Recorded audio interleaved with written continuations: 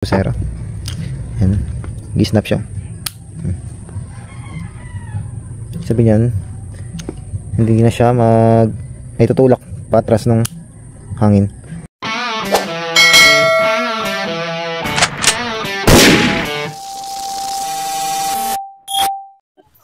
So yun mga busero, bali kita na tayo sa second part ng ating upper part ng receiver.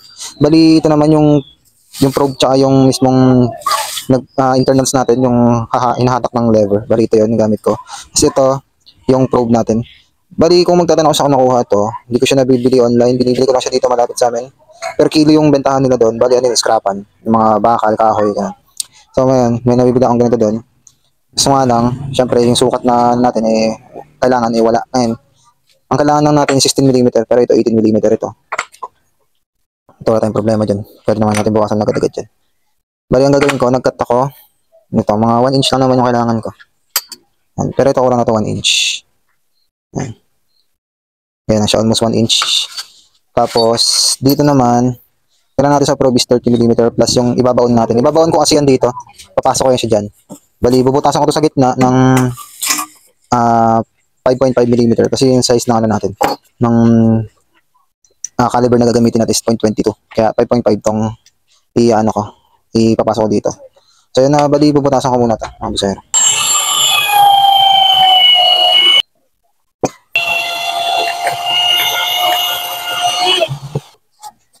Tapos mga busero, ito naman tayo 5.5mm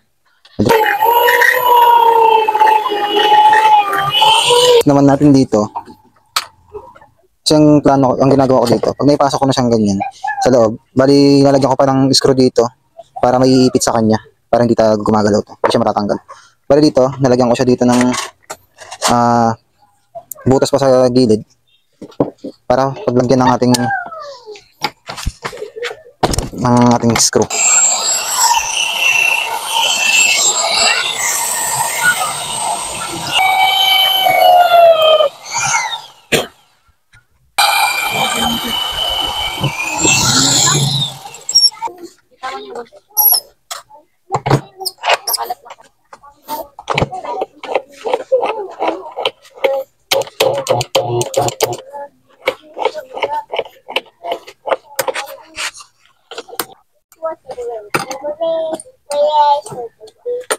Bali, ito na siya mga busero. Lagyan ko na siya ng thread.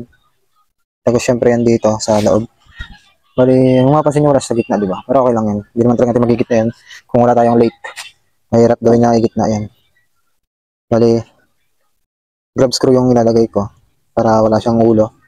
Yung mismong thread lang. Yan. Tapos gawin naman natin yung ipapasok natin dito yung pinaka-probe. Bali, magkakat lang ako dito ng 35mm o 3.5 cm. Kasi 30mm yung kailangan ko na nakalabas na yung pinaka-probe natin, tapos yung 5mm yun yung nakapasok sa loob ng ito. Ayan.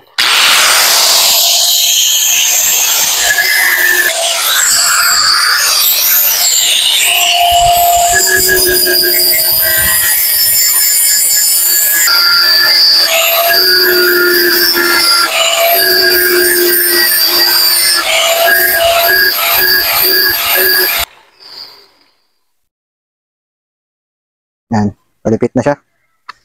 Ngayon, finising ko na lang ito.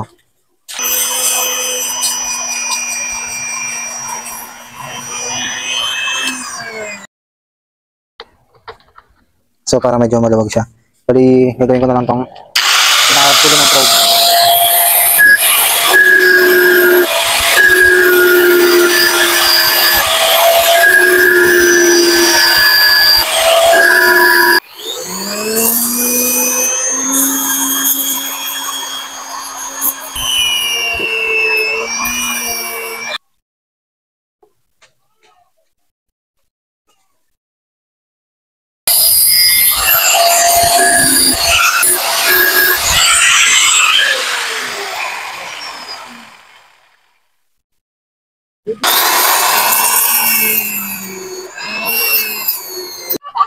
So ito mga busero yung nagawa kong probe. Ayan.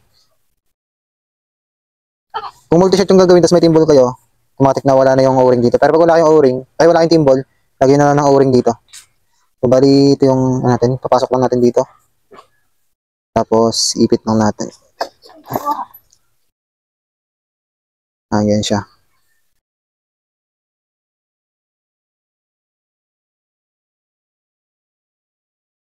Pero ito, gagawin nating, papaikot natin siya ngayon dito. Kung nahihigpitan niya na. Tapos natin bibilugin. Hanggang sa makuha natin yung size na 16mm.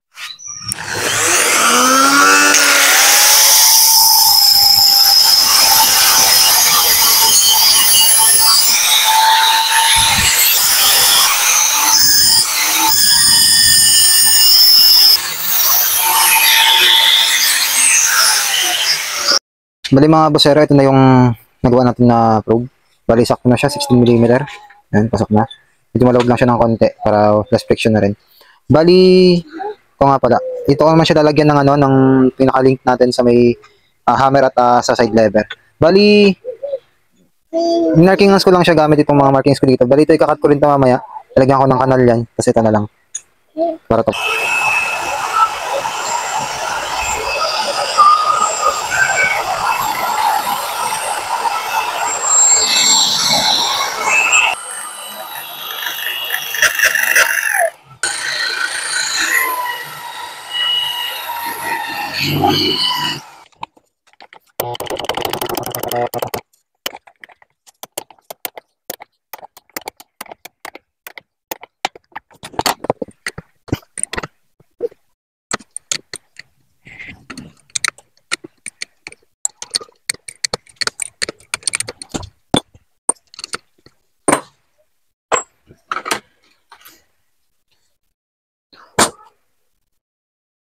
Mga bossero, bali na binutasan ko siya ng 3.5 mm pa pasok.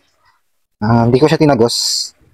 Tapos ginawa ko rin siya ng kalahati na M6 na thread.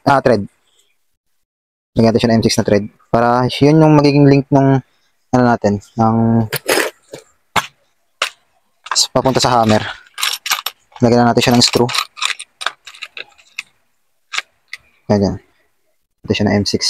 Pero hindi ito, sample lang to. Yan. Pero cut natin yan dito ngayon. Dahil nga side lever tayo, kakat din natin yan dito. Sa gitna. Yan.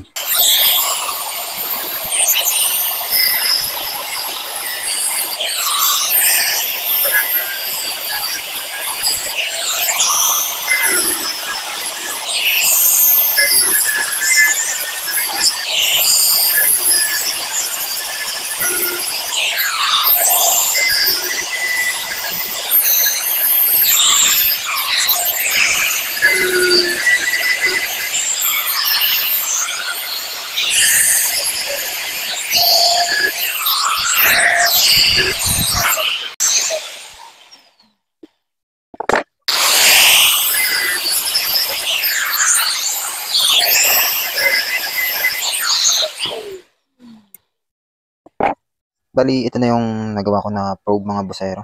Ayan. Yung link niya sa lever, mamaya na natin gagawin. Bali, dito muna tayo. Kasi need ko kunin yung length nun. Kaya kailangan kong butasin muna ito. Bali, dito muna tayo sa may transfer port. Ito nga pala, ang binubutas ko dyan is 5.5 mm. Kasi 22 yung gagamitin natin na bala. Bali, dito naman,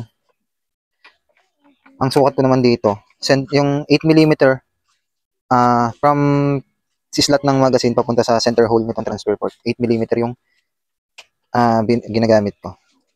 Yan, bali may na yan, may markings na yan. Hindi ko na siya susukatin kasi nasukat ko na itong mga to.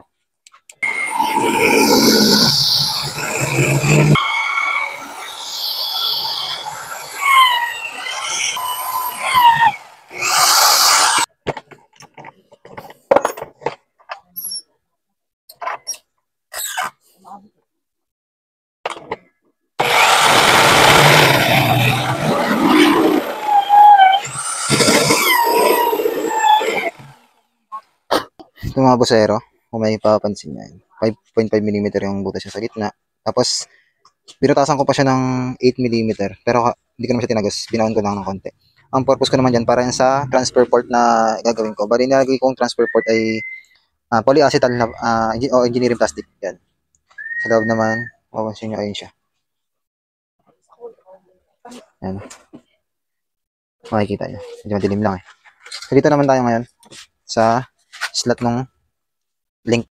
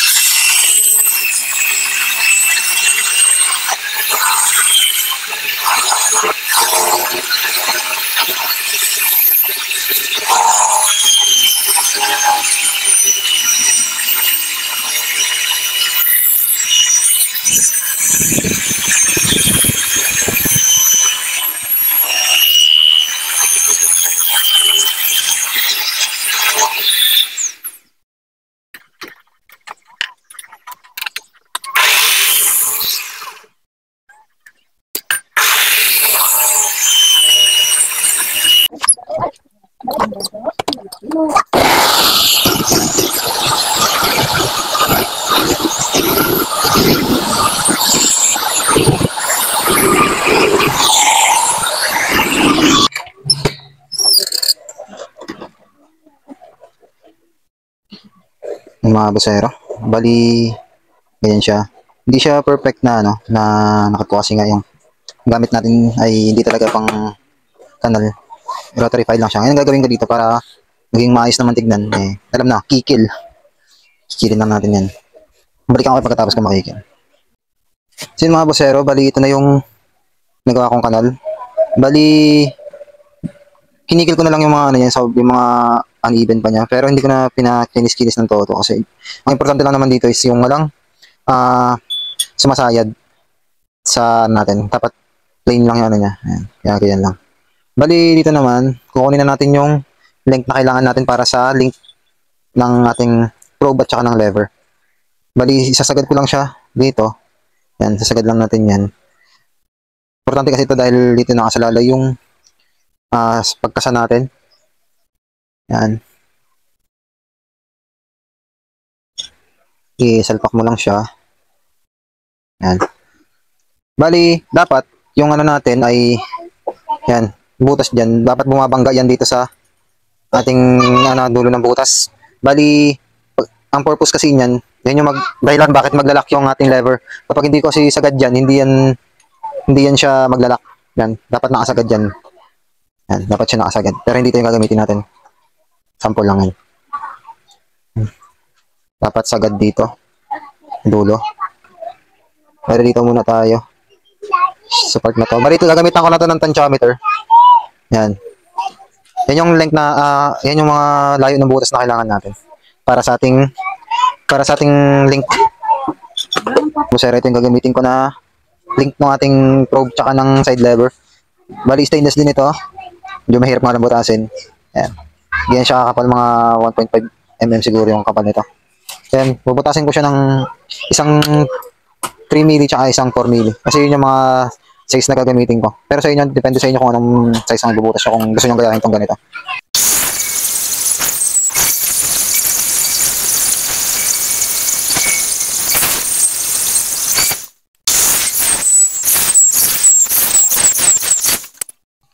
Dito na siya mga busero. Sorry, di ko na record yung pagkat ko. Yan, nilinisin na lang natin siya pag nakat ko. Yan. Importante, wag na nagiging manipis dito sa mga dulo para hindi mabali.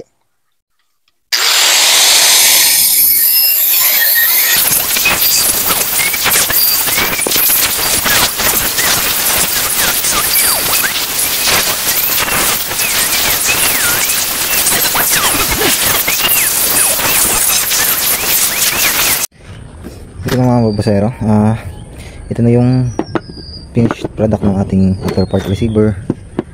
Yan. Bali yung ibang part dito hindi ko na naipakita, ay mga butas na to, hindi ko na siya naipakita sa video.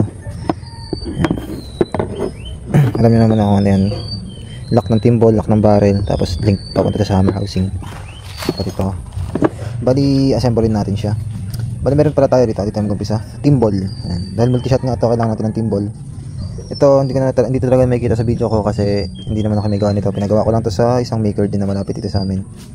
Yan. Pero yung butas niyan, tsaka itong para sa lock niya, ako na yung may gawa niyan. Yan. Bali papasok natin ito dito. Siyempre ito yung nakaharap, tapos sa ilalim itong butas. Tulak lang natin.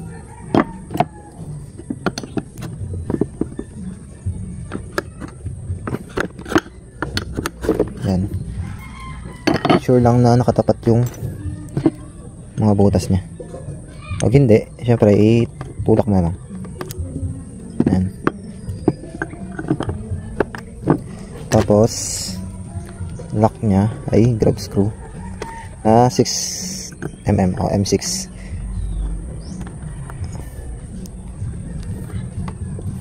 Yan. Tapos dito naman sa para sa barrel, dalawa to M6 din, isang mas mahaba para dito sa harapan, tapos isang mas maikli para dito sa gitna. Depende na sa inyo kung anong parang diskarte nyo sa lock ng screw. Hindi na naman dito sa taas ang kailangan, o yung pwede rin naman sa gilid, sa ilalim. Pero parang sa akin dito mas tago, mas malinis tignan sa taas na. Next natin, dito naman tayo sa side lever. Ayan. Dahil nga yung ano natin, universal nga yan, pwedeng kaliwa, pwedeng kanan. Yung ano rin natin syempre, yung ating side lever. Ayan. Kung mapapansin nyo, yan, may mga ano sila, kasi nakalubog dapat yung mga head ng screw. Ayan. Kabilaan yan, parehas. Ito lalagay ko siya sa kaliwa. Unahin ko yung mismong handle nya. Bali sa kaliwa natin siya ilalagay, kaya dito ko siya pasok. Yan. Tapos lock lang natin. Yan. Tapos ito naman tayo sa probe. Bali itong probe natin, ay dito pa naman tayo sa link. Threaded din to. Meron tayong screw.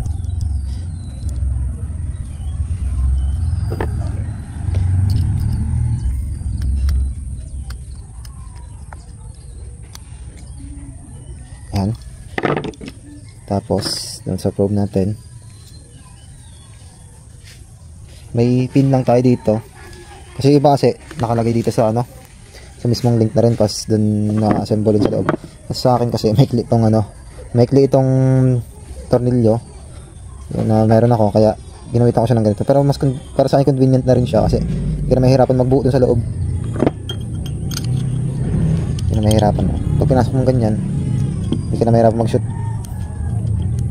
Ayan, tapos ipitan na lang. Yan. Tapos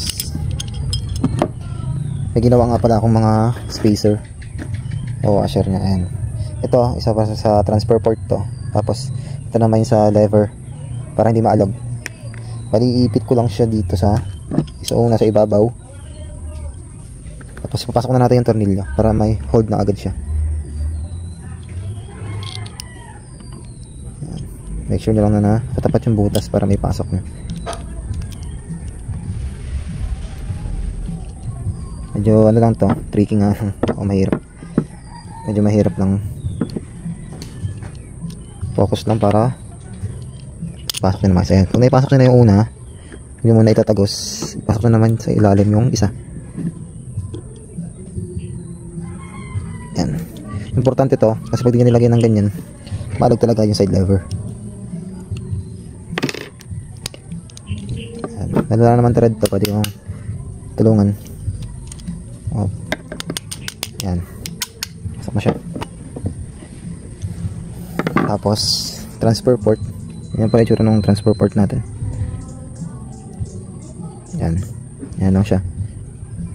Hindi na sisingaw yan. O wala nang blowback na pupunta dyan. Tapos ito naman, screw para yan sa hammer housing. Yan. Saktong-sakto yung natin mga busero. Yan. Gisnap siya. Sabi niyan, hindi na siya itutulak patras ng hangin. Hindi na siya mag-blowback. Yan natin yung fit ng magazine. Ayan. Fit lang din. Hindi siya maluwag. Hindi siya rin sobrang sikip. Ayan. Hindi nalaglag. Ayan. Tignan naman natin yung length nung pag-atras ng probe. Kung tama ba yung mga sukat natin. Kasi dati kong gawa, umaatras hanggang dito. Ganyan yung dating. Bago may kasa. Bago sumakto yung pellet probe dito sa dulo. Pero ngayon, ayan. Ganyan dapat. Ganyan na lang siya pag kinasama. Pero maganda sana kung ganyan lang isa. At adjust na lang ulit to. So sunod ko nagawa. Baka gawin ko ng mga 22 o 25 yung layo ng mga butas. So yun lang mga busero. Abang na lang sa next part. Thank you.